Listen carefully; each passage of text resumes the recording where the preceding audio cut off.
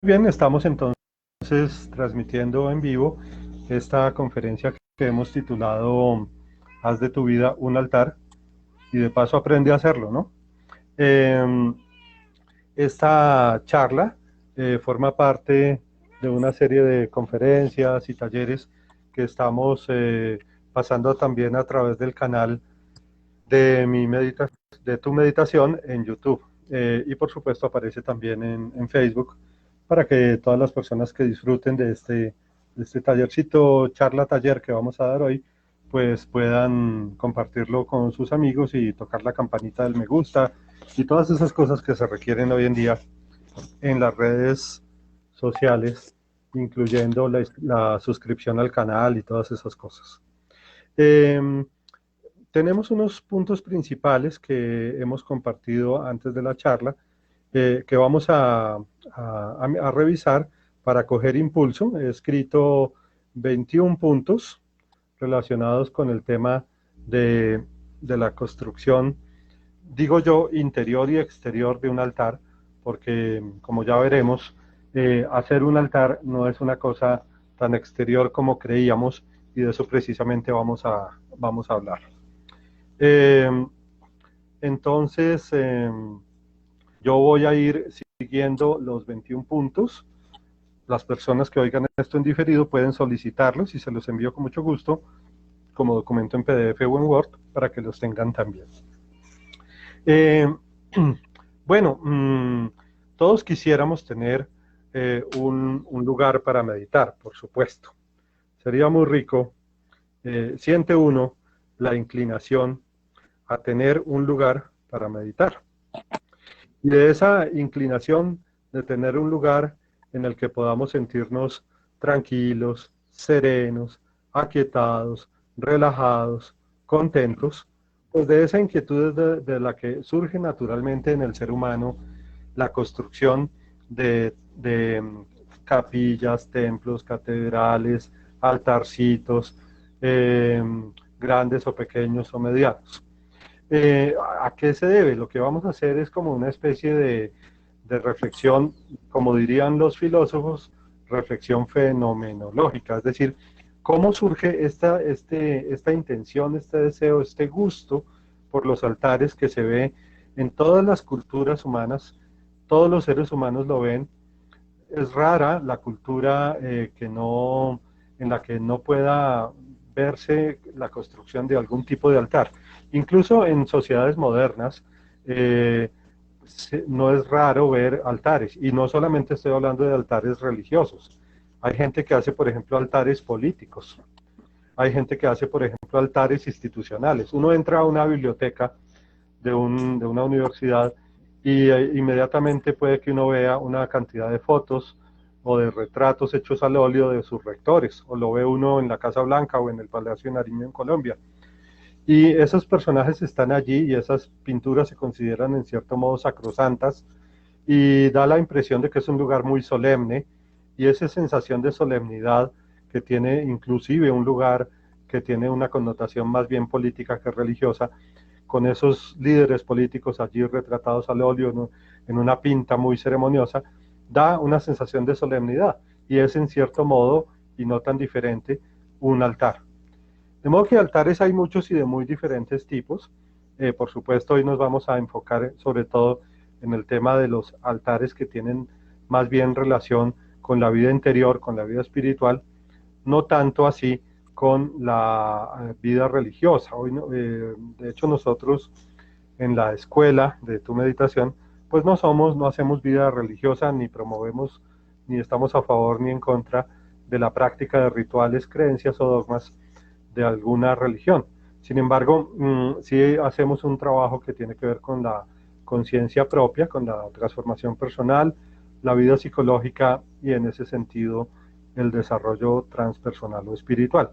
Y entonces hoy vamos a hablar del templo interior y exterior, eh, en todos los sentidos posibles. Voy a darle un zoom a estos puntos para que queden bien grabados y sean más fáciles de leer ahora que estoy compartiendo pantalla. Entonces, aquí tenemos eh, poco a poco los puntos en los cuales vamos a estar reflexionando. En primer lugar, para aquietarnos o para orar o para meditar o para tener un momentico de, eh, digamos, de conciencia intrapersonal, como la llaman hoy en día. Hay varios tipos de inteligencia y ahora algunos estudiosos están hablando de la inteligencia intrapersonal. Es la que tiene que ver con la capacidad que tenemos todos los seres humanos para estar con nosotros mismos. Para todo eso, eh, pues tenemos un lugar y a veces olvidamos que ese lugar está allí y ese lugar es el cuerpo. Es un lugar del que nunca nos vamos mientras estamos vivos. O bueno, quizás cuando dormimos o soñamos, pero mientras estamos despiertos, la mayoría de nosotros, a menos que estemos en un trance místico o tengamos una experiencia psicótica, estamos en un lugar y ese lugar en el que estamos es nuestro cuerpo. Lo primero que hay que entender en relación con los altares es que ellos no son necesarios. Lo primero que hay que entender es que ya mi cuerpo es ese altar en el que yo coloco velitas o inciencitas o fotos. Mi primer templo es mi cuerpo que habito. Y habitar el cuerpo significa tener una relación con él como la que tendríamos con un altar.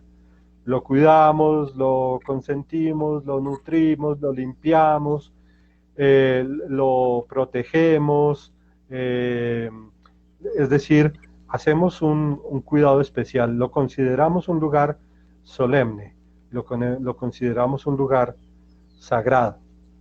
Y recordemos bien esto porque habrá situaciones en las que estamos en medio de un transporte público lleno de gente, o momentos en los que estemos en un lugar nauseabundo, o momentos en los que estemos en una situación de emergencia de algún tipo, y tendremos la ilusión de estar por fuera de nuestro templo. Pero incluso en las situaciones más difíciles de la vida, tenemos un lugar de tranquilidad que nadie nos puede quitar, que es nuestro propio cuerpo. Allí en medio de una situación difícil, yo tengo un cuerpo donde refugiarme. Allí en medio de una situación eh, desordenada, yo tengo un lugar en el que todo se siente en orden.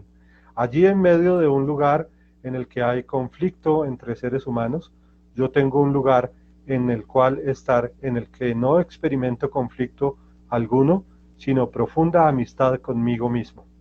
Y ese lugar es mi templo interior, y mi templo interior, digamos, en ese sentido es mi cuerpo, que habito desde que nací y que seguiré habitando hasta morir. Quizás entonces abandone ese templo para buscar otros, pero este es en primer lugar y ante todo mi templo.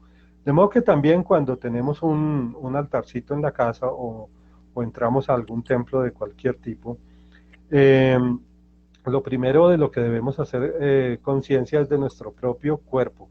Cuando yo entro a la habitación esa especial que tengo en mi casa para meditar, lo primero a lo que me está invitando esa habitación es a estar en mí, conmigo, para mí.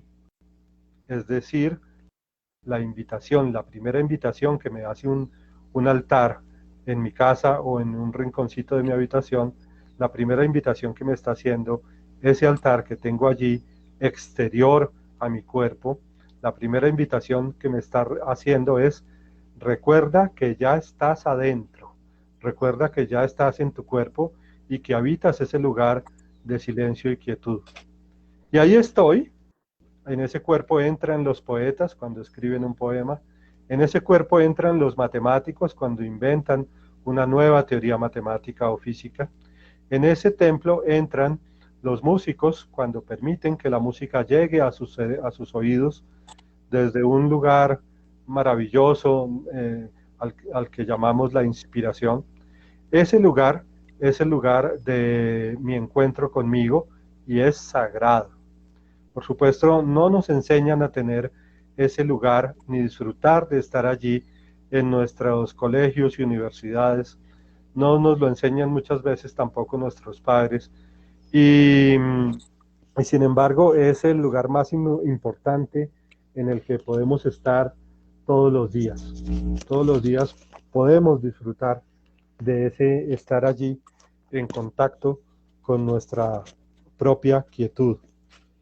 Y en ese contacto, cuando yo tengo un altarcito exterior, mi altarcito me está diciendo, hey, aquíétate, ponlo todo entre paréntesis, déjalo todo atrás, que todas tus ocupaciones de hoy, tanto las que tienes por delante, es decir, hacia el futuro, a mediano plazo el día de hoy, como las que ya tuviste, es decir, las cosas que ya experimentaste el día de hoy, así te hayas levantado y vaya a ser lo primero que hagas en el día, entrar a tu templo, igual hay cosas que dejar atrás, porque en el momento en el que entras a tu templo estás aquí y ahora, contigo mismo, en este mismo instante, en este mismo presente. Déjalo todo. Es el primer mensaje que me da mi altar exterior. Déjalo todo atrás. Y déjalo todo significa, aquí no hay apego alguno. Vas a desapegarte de todo. Por supuesto que es rico entrar a ese templo especial en la casa o a ese rinconcito en la habitación. Qué rico acercarse con ropa cómoda, qué rico acercarse no con la corbata puesta, sino con ropa cómoda, ligera, suave, sedosa, blanca, o de cualquier color que nos apacigüe, nos tranquilice y nos armonice. Pero si no se da la circunstancia y simplemente quiero entrar allí por unos minutos con todo y mi traje puesto, porque tengo una reunión de negocios dentro de un rato y no tengo tiempo para cambiarme de ropa ni nada, pues entonces entro allí como estoy vestido, no hay ninguna rigidez en relación con eso.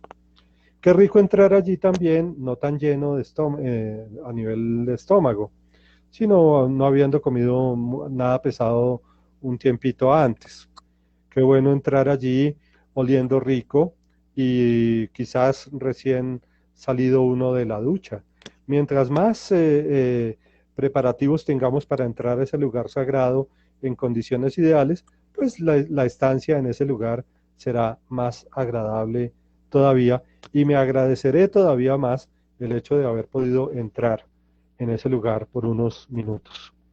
De modo que no sobra que tu cuerpo tenga un lugar también para meditar, además de que tu cuerpo ya sea un lugar para meditar. Nuestra conciencia funciona a modo de espejo. Nos vemos en el afuera. Es decir, de algún modo ese templito es algo que está ocurriendo allá afuera, enfrente de mí. Y es porque vamos a hablar hoy de la gran importancia que tiene la relación entre el adentro y el afuera. El adentro y el afuera. Porque si no entendemos esta relación, entonces eh, podríamos, eh, podríamos no hacer un uso, digámoslo así, hacer un uso, digámoslo así, agüerista del templo, o hacer un uso, digámoslo así, mágico del templo. Y el templo no es un lugar mágico, es más que todo un lugar psicológico.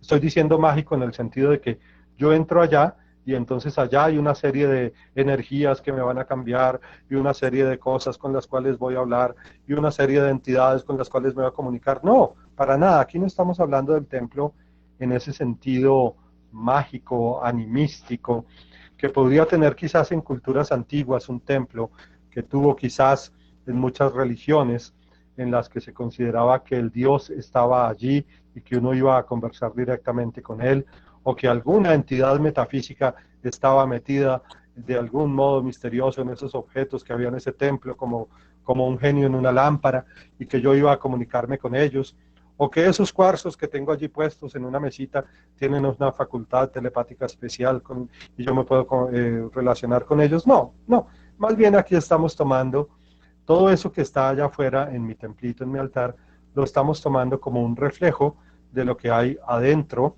de nosotros mismos. Entonces, hablemos un poquito de la relación entre el adentro y el afuera. ¿Por qué es que allá afuera yo necesito poner un lugar de silencio? ¿Y por qué no me basta con simplemente sentarme y aquí con mi cuerpo imaginar o visualizar o sentir que estoy en un altar? Lo puedo hacer y puedo tener mucho éxito simplemente sentándome aquí en ese avión en el que voy rumbo a Panamá. Y aquí en el avión, antes de que sirvan el almuerzo, en el avión me pongo en silencio, me pongo los audífonos, la musiquita y me imagino un altar y visualizo que estoy ahí adentro conmigo mismo. Sí, claro, uno lo puede visualizar interiormente, pero ¿por qué nos gusta ponerlo allá afuera, el altar? Pues resulta que esto se debe a la relación que existe entre el adentro y el afuera. La relación que existe entre el adentro y el afuera. Eh, digámoslo así, una persona desordenada, una persona desordenada en su habitación, eh, se siente, lo sepa o no, incómoda interiormente, desordenada interiormente. Es inevitable, porque como nos proyectamos en el afuera nos influye adentro. Así como nosotros nos proyectamos en el afuera y estamos un poquito caóticos y no sabemos qué rumbo tomar en la vida y vamos reflejando ese caos interior en un desorden exterior en nuestra habitación o en nuestra casa, asimismo ese desorden que vamos creando debido a nuestro estado interior se va reflejando adentro de nosotros, multiplicando a su vez nuestro estado de caos interior. Me explico. Desde adentro yo tengo caos, desorden, o me siento brumoso, nublado, no sé qué es lo que quiero, proyecto esa dificultad para estar ordenado interiormente en el afuera, y entonces pasan los días y debajo de la cama hay cinco cajas de pizza que huelen un tanto raro, y encima de la lámpara tengo 5 camisas que tengo colgadas que no he doblado ni metido en el armario, y por el otro lado los peces en mi pecera se están ensuciando esa pecera, y esos peces empiezan a oler un poco raro ese olor de la pecera, y además esto y aquello, y mi cuarto se va volviendo un caos, un caos, un caos.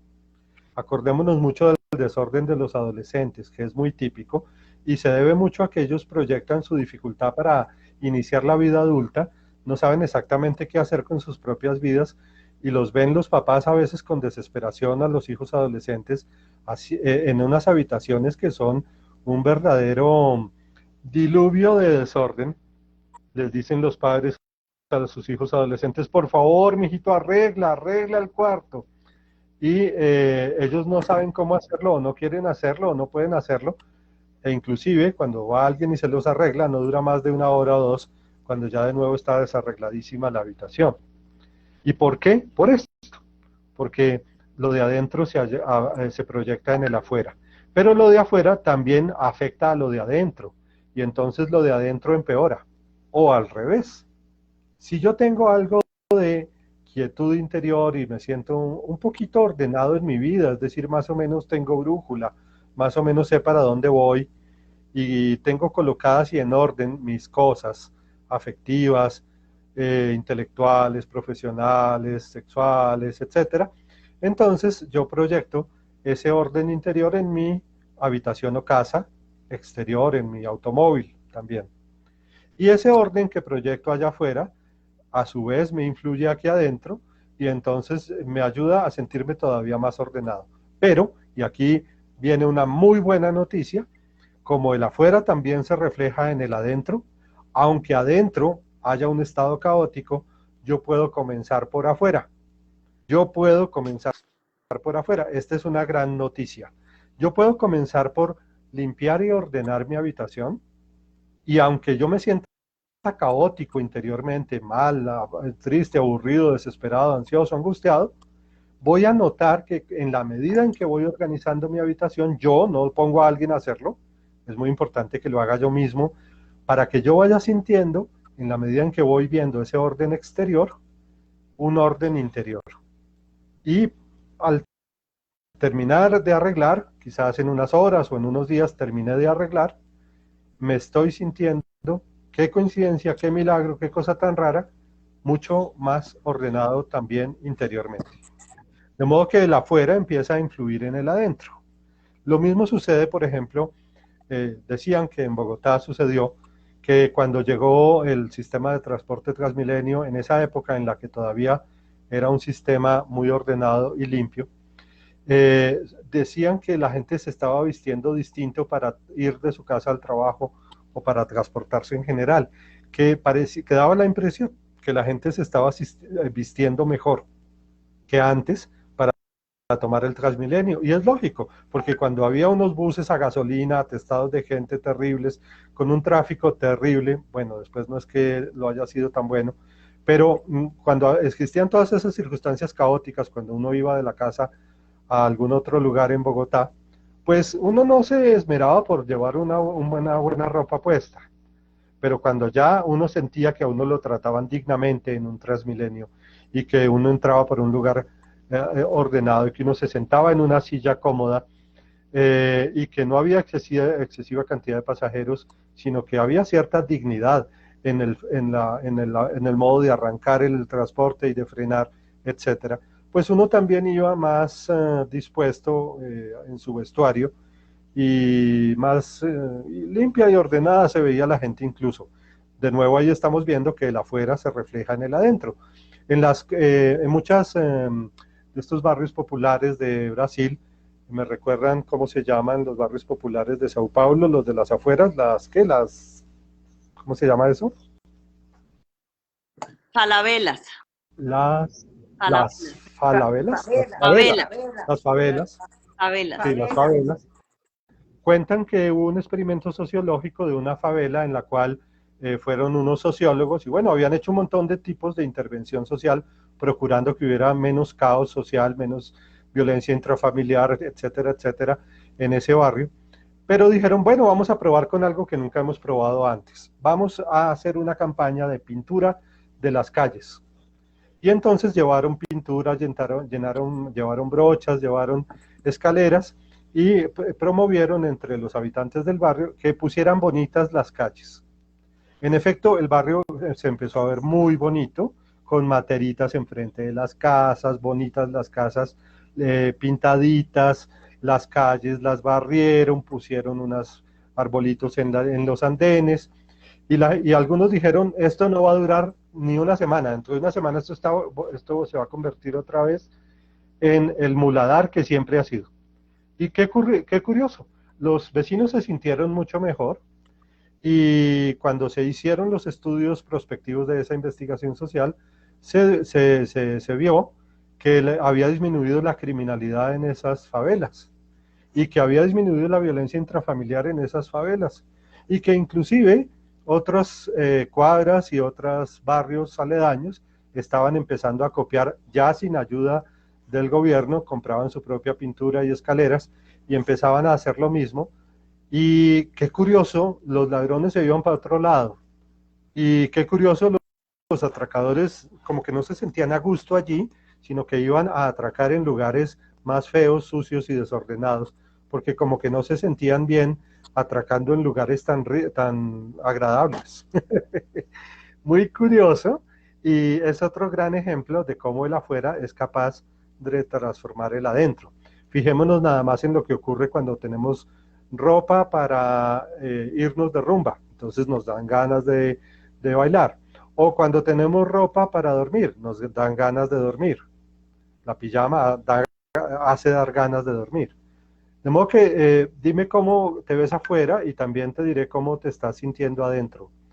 Y esto y no el deber, debía ser lo que entendieran los estudiantes de los profesores o los hijos de los padres cuando les quieren inculcar buenos hábitos de orden y aseo. De lo que se está hablando en realidad es de este efecto interior que tienen los hábitos exteriores.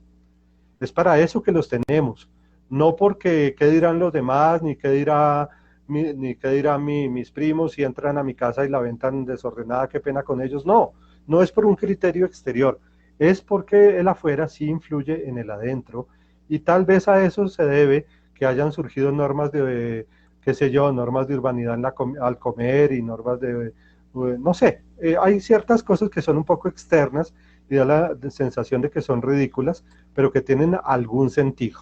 Por supuesto, no estoy hablando de que sea aconsejable que nos volvamos rígidos en el exterior, es decir, psicorrígidos en el afuera.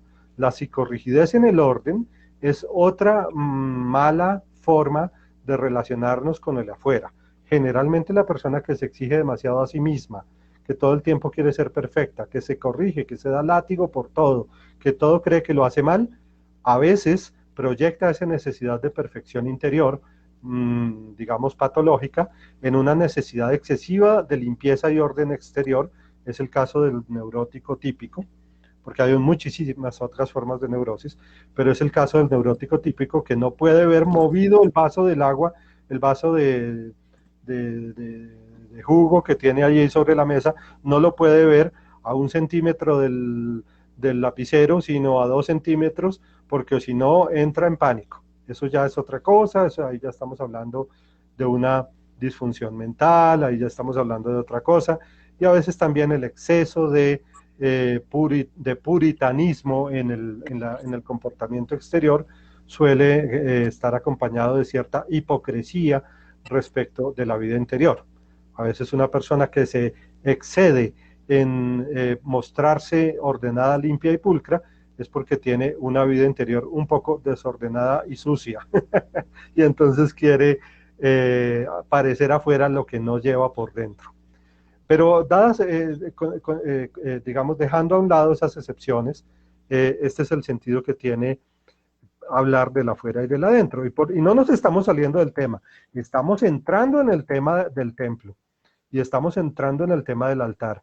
El altar es una cosa afuera que es absolutamente, que está absolutamente ligada a una cosa adentro, a una situación interior.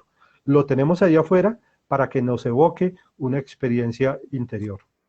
Y por eso, porque el interior se proyecta en el exterior, es que se ha visto que la inclinación espiritual del ser humano busca su contraparte arquitectónica, no solo en iglesias y catedrales, sino también en templos, por ejemplo, templos caseros.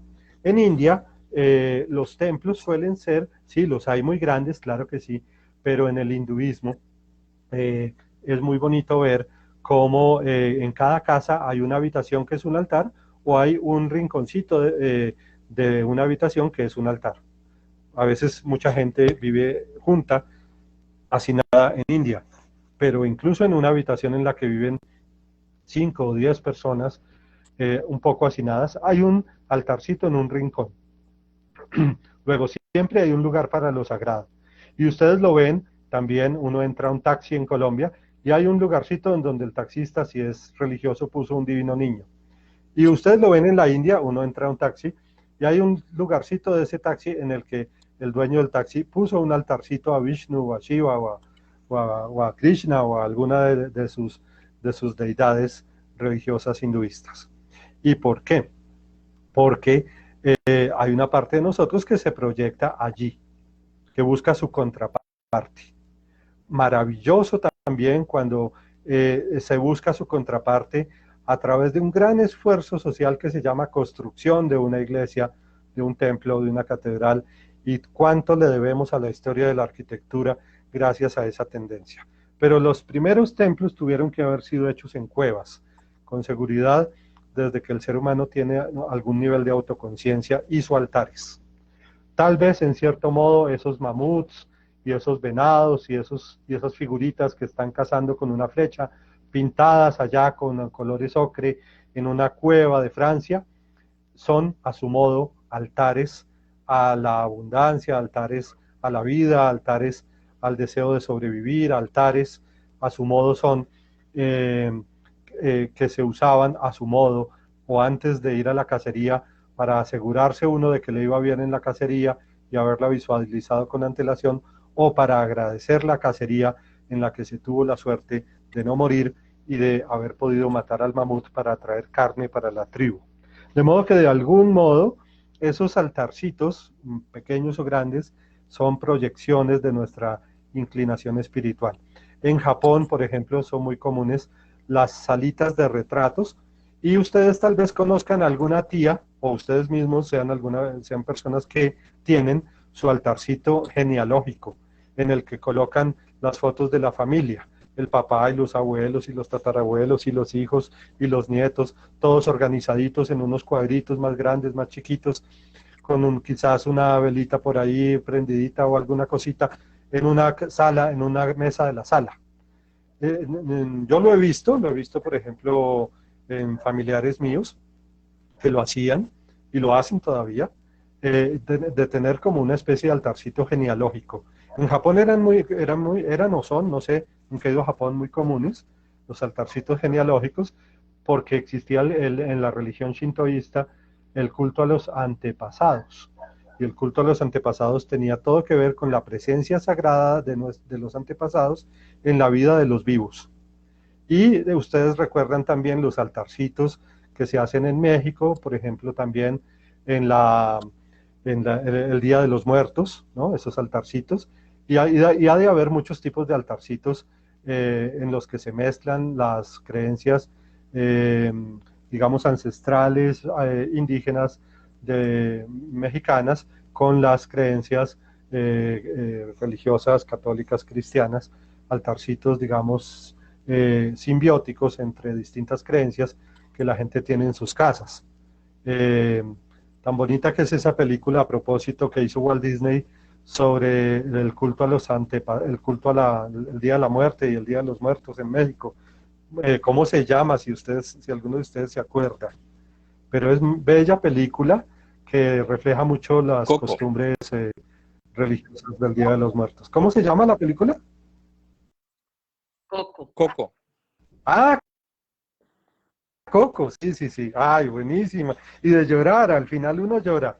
Es muy linda la abuela, las manos de la abuela, la piel de la abuela. No, no, no, qué cosa tan linda. Una película realmente que le toca a uno el corazón. Bueno, entonces, lo sacral nos busca por todas partes. Hasta podríamos decir que cuando entramos a un museo hay una sensación de solemnidad. Incluso montan un inodoro en una pared, ya saben de qué pintor, de qué artista estoy hablando, y todo el mundo lo mira y dice, ¡oh, qué valioso, qué importante, qué solemne haber puesto un orinal en una pared! Este señor va a revolucionar la historia del arte moderno. Porque inmediatamente el orinal adquiere el carácter de algo solemne, debido a que está colgado, exhibido y ofrecido por una módica cantidad de $1.000.000. Incluso en el arte contemporáneo, en cierto modo, lo que se vende es la sacralización de esa mancha en la pared, la sacralización de ese montón de latas de cerveza colocadas en cuadrícula en un salón de un museo de arte contemporáneo. Y oye, ¿esto qué gracia tiene? 100 latas de cerveza organizadas y colocadas en el piso, unas detrás de las otras en una cuadrícula. ¿Esto por qué es arte? Esto es arte porque está en un lugar sagrado para el arte, que es el Museo de Arte Contemporáneo. Por eso usted tiene que pagar $1.000.000 por llevarse las 100 latas de cerveza. Más o menos lo solemne tiene que ver con el marco. Hay estudiosos de la estética artística y cultural que dicen que el marco es eso que le ponemos al cuadro para que adquiera el carácter de sagrado, y que en cierto modo el marco es una señal, un símbolo que nos dice: esta Mona Lisa es sagrada, ni se le ocurra tocarla, porque ella es intocable, ella es un tótem, ella es un tabú de la historia del arte.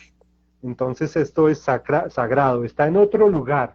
Por eso hay un marco, porque está en otro lugar, más allá del mundo ordinario, más allá del mundo cotidiano, está esta Mona Lisa, y por lo tanto usted puede asomarse por esta ventana, que es este marco, al más allá de la metafísica, de la belleza.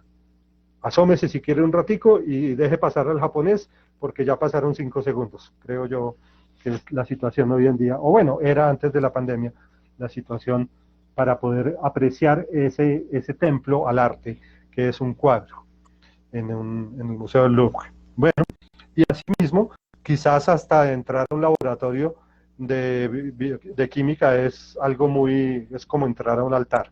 Entonces están los tubos de ensayo, los científicos se ponen su bata blanca, aunque a veces no la necesitan para nada, pero se la ponen porque hay que ponerse el hábito del monje, el hábito del sacerdote, para entrar al templo de la ciencia. Así que por todos lados nos está buscando lo sagrado. De esto habla muy bonito Mircea Eliade en su famoso texto Lo profano y lo sagrado. De esto habla mucho también Campbell, Joseph Campbell, en el libro El héroe de las mil caras. De esto habla mucho, bueno, son tantos autores. Gastón Bachelard, un gran fenomenólogo de la experiencia artística y religiosa. Bueno, y hay tantos que nos han hablado de esto, de cómo el ser humano no puede prescindir de lo sagrado. Y como estamos tan desprovistos de lo sagrado a veces, pues entonces nos encanta habitar. Habitar un espacio es volverlo sagrado. Ese apartamento, si se lo das a un decorador y le dices, mire, le doy un montonón de plata, haga lo que quiera, que yo vuelvo en 2 semanas para que usted me tenga todo listo. Y usted vuelve a las 2 semanas y todo está divino, hermoso, precioso, porque usted le pagó una millonada a ese decorador, pero usted siente que nada de eso es suyo, porque los objetos no se han cargado de afecto. No se han cargado de afecto los objetos. Y por esa razón, usted siente que ese apartamento es ajeno, así esté perfecto para la foto de la revista, porque es el apartamento más lindo de Colombia. Pero como no están cargados de afecto los objetos, se llama numen. Numen, o sea, luminoso, significa sacral, sagrado. El aura que tienen las cosas, que adquieren las cosas, se llama su numen. También una obra literaria tiene su numen. Usted abre 100 años de soledad de Gabriel García Márquez y usted siente que está abriendo páginas sagradas y asume una posición en la historia de la literatura y lo lee con una reverencia como si leyera la Biblia, si usted es un cultor de la buena novela latinoamericana. Entonces,